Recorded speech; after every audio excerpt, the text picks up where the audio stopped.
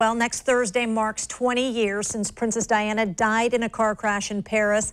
Ever since her death, her life and her death have mesmerized, people around the world. Even today, Americans seem to have an obsession with the royal family, from Diana's ex-husband, Prince Charles, to the new royal babies, Princess Charlotte and Prince George. Joining us now is royal family expert Kelly Lynch by phone. Kelly has written a book about the royals. Good morning, Kelly. Thanks for joining us. Thank you. Good to be here. Hey, I want to start with a quick question for you about the media and why they made such a big deal about the Queen not being in London to mourn with her subjects that day.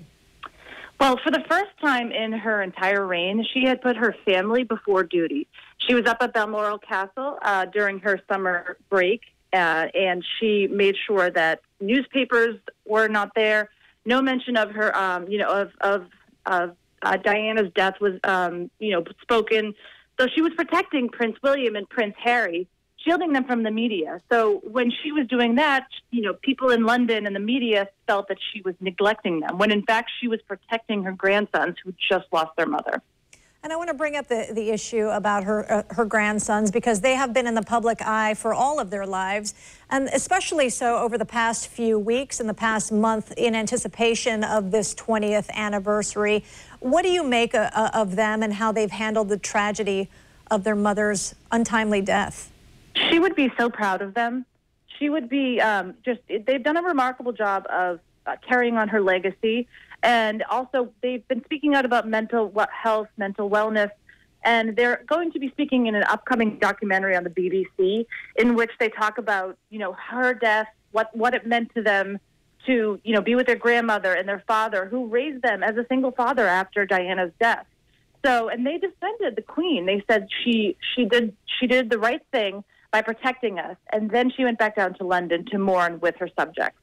So they've done a remarkable job of making sure that her legacy is carried on, making sure that they are defending the grandmother and defending their father. So they've done a bang-up job in my book. And Kelly, there have been perhaps what you could call conspiracy theories out there over the years that her death was not simply an accident. Many of those have been disproven, but what can we take away from those existing out there?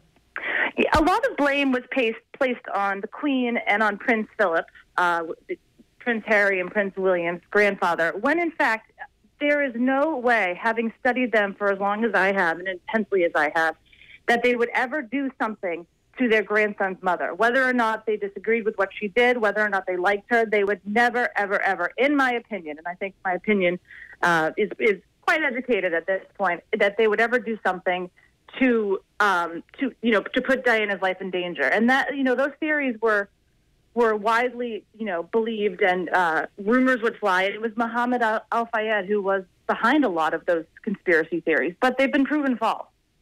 Well, Kelly Lynch, we appreciate you joining us. She's got a new book out on the 20-year anniversary of Princess Diana's death. Thank you so much. If you want to know more about the royal family, we're going to post this interview to the morning show page on news4jax.com.